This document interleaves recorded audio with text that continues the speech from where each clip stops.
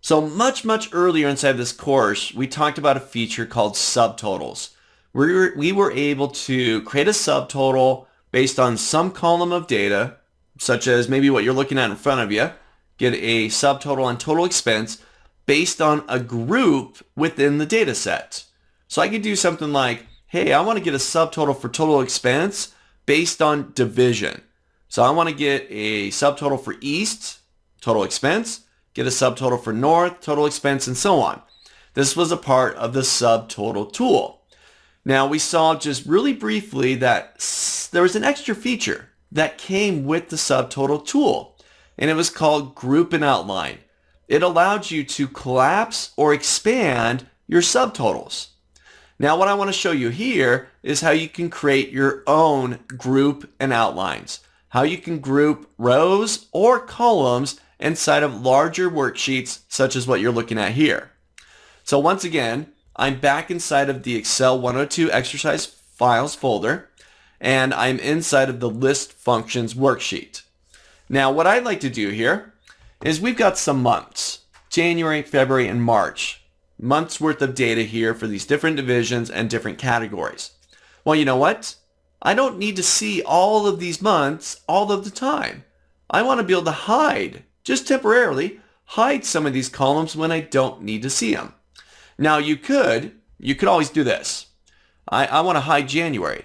So I can select column C, I could right click, and I can choose hide. Oh, when I need to get it back, I can then unhide it. And I can hide February, and I can unhide it, and I can hide March and unhide it, and so on. But it's a very manual process. It's not very accessible. What I'm going to show you here is going to create a little interface that you can expand and collapse at any point. Watch this. So let's say I want to hide January temporarily.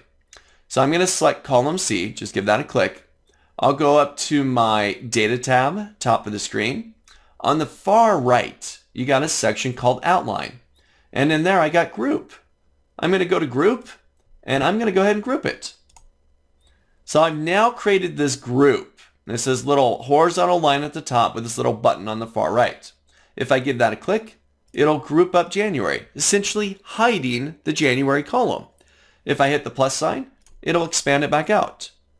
Now, you know what? Let's keep this going. Right now I'm just doing January, but let's say, you know what? I don't want to see January or February. Well, I'll highlight C and D. I'll go right back to data, right back to group, and I'm going to group it. So now I've got two of them. If I collapse the first one, I hide January. I open that back up. Now January's back. If I click on the second one, I now hide January and February. Look at that. Let's try it a third time. I'm going to grab C, D, and E. So January, February, March. Right back to data, right back to group, and I now got a third one. I can collapse individual January, get January, February, or January, February, and March are now hidden.